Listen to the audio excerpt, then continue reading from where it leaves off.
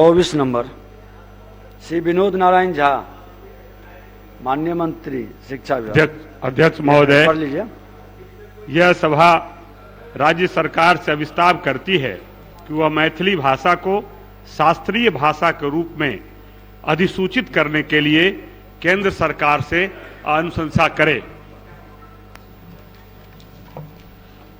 महोदय, मैथिली भाषा संविधान की 8वीं अनुसूची में सम्मिलित है और सदन जानता है, माननीय सदस्य भी जानते हैं कि यह भी आपके एनडीए सरकार की ही देन है और स्वर्गीय अटल बिहारी वाजपेयी जी ने इसकी स्वीकृति दी थी।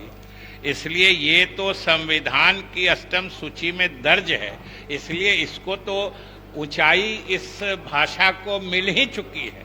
जो अपने संवैधानिक व्यवस्था में किसी भाषा को ऊंचे स्थान पर प्रतिष्ठित करने की जगह होती है, उस ऊंचाई को तक मैथिली को पहुंचा दिया गया है। इसलिए इसे क्लासिकल भाषा के रूप में अधिसूचित करने के संबंध में अनुरोध करने का कोई प्रस्ताव विचाराधीन नहीं है और चूंकि 8वीं सूची में शामिल है, इसलिए माननीय सदस्य वापस ले लें। अध्यक्ष महोदय, मैं एक जानकारी देना चाहता हूं। असल में अभी भारत सरकार ने अपनी महान परंपराओं को फिर से उजागर करने के लिए एक नीति बनाई है और यूनेस्को ने भी इस बार दुनिया में कहा है कि भाषाएं खत्म हो रही है, तो जो 1500 वर्षों से पुरानी भाषा है उसको क्लासिकल भाषा बनाई जाए और उसको पुनर्जीवित किया जाए। और उसमें 7 भाषाओं का अभी तक चयन हो चुका है, वह कन्नड़, मलयालम, तेलुगु, संस्कृत, और अभी उड़ीसा इसकी लड़ाई में लगा हुआ है। मैथिली भी शास्त्रीय भाषा है क्योंकि इसकी भी 1015 साल पुरानी लिपि है और इसका कारण यह है अध्यक्ष महोदय, पहले तो था कि विद्यापति 14वीं 15वीं सदी में हुए और उसके पहले मैथिली नहीं थी, लेकिन अभी महापंडित राहुल सांकृत्यायन जब उन्होंने तिब्बत से पांडुलिपियां वापस लाई तब नई रोशनी प्राप्त हुई। 12वीं सदी में नालंदा विश्वविद्यालय को जला दिया गया, लेकिन उससे पहले पांडुलिपियां तिब्बत और ह्वेनसांग के द्वारा चीन चली गई।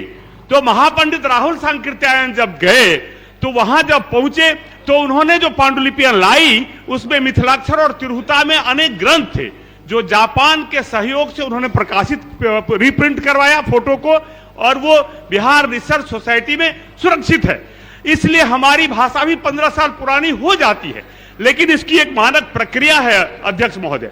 वो प्रक्रिया क्या है कि एक कमेटी बनाती है, जो अभी उड़ीसा ने इसके लिए कमेटी बनाई उड़िया के लिए, और वो कमेटी में इतिहासकार, साहित्यकार और उन लोगों ने रिसर्च किया उस भाषा के पौराणिकता पर और उसके इतिहास पर, और तब जाकर उन्होंने रिकमेंड किया है। उड़िया भाषा पर काम चल रहा है।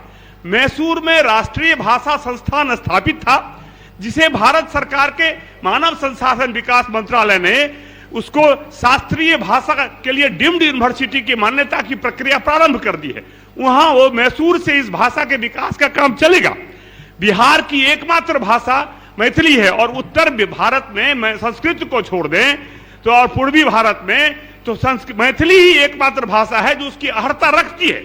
और मुझे तो ये भी जानकारी है कि मुख्यमंत्री को जब लोगों ने, मैथिली वाले विद्वानों ने मिला तो 13 फरवरी 2019 को उन्होंने एक पत्र भी लिखा है भारत सरकार को कि मैथिली भी उस अनुरूप भाषा है, लेकिन उसकी जो अहर्ता है वो तभी पूरी होगी जब एक विद्वानों की कमेटी बनेगी जिसमें साहित्यकार एक हो गया अध्यक्ष जी कृपा करिए, वो तब होगा जब एक कमेटी का गठन होगा, उसमें विभाग के अधिकारी भी रहेंगे, मैथिली भाषा साहित्य से जुड़े विद्वान भी रहेंगे, इतिहासकार भी रहेंगे। उस कमेटी का फाइंडिंग जब भारत सरकार को प्राप्त होगा तो शास्त्रीय भाषा के रूप में इसकी मान्यता स्थापित होगी। और इसलिए ये 1500 से 2000 साल पुरानी हमारी भाषा स्थापित है, इसलिए हम चाहते हैं कि इसमें इनको कुछ करना नहीं है, अनुशंसा करनी है। इसीलिए इस प्रस्ताव को भारत सरकार को अनुशंसा करनी है। इसीलिए ऐसी जो भारत सरकार को अनुशंसा होती है उसमें संकल्प को वापस लेने की आवश्यकता नहीं होती है। इसलिए हम माननीय शिक्षा मंत्री जी से निवेदन करेंगे कि आप एक कमेटी बनाकर घोषणा करें जो पता करे कि मैथिली में शास्त्रीय भाषा होने की अहर्ता है कि नहीं, और इसकी घोषणा कर दे और भारत सरकार को इसके लिए रिकमेंड करने की बात है। इसीलिए इसमें वापस लेने की कोई बात नहीं। महोदय, माननीय सदस्य ने जितनी बातें कही है सरकार उसका संज्ञान लेती है। माननीय सदस्य लिख के दे देंगे, हम उसमें देख लेंगे किस कमेटी का क्या मामला है, हम उसको देखेंगे, अभी वापस ले लेंगे। आपस ले लीजिए। अध्यक्ष महोदय, इसको वापस लेने का कोई सवाल नहीं था कि वापस लेने का, लेकिन माननीय शिक्षा मंत्री जी ने कहा कि हम इसको देखेंगे भी और मैं उनको लिख कर भी दूंगा और इस पर ही विचार भी करेंगे और इससे बिहार की प्रतिष्ठा बढ़ेगी, बल्कि उत्तर भारत की प्रतिष्ठा आपस ले रहे हैं ना। उत्तर भारत की प्रतिष्ठा बढ़ेगी, यहाँ की एक भाषा शास्त्रीय भाषा में सम्मिलित होगी। इस आशा और विश्वास के साथ मैं अपना संकल्प वापस लेता हूं। सदन की सहमति से प्रस्ताव आपस हुआ।